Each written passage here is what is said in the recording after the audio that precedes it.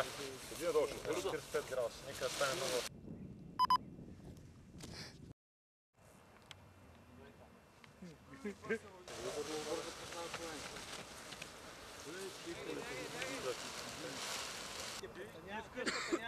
Да не са лети нещо.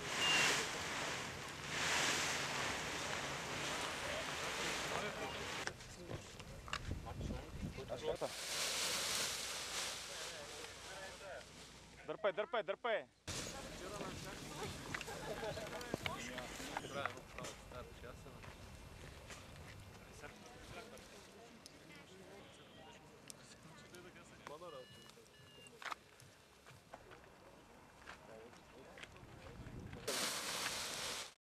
Днеска малко го изтървахме времето.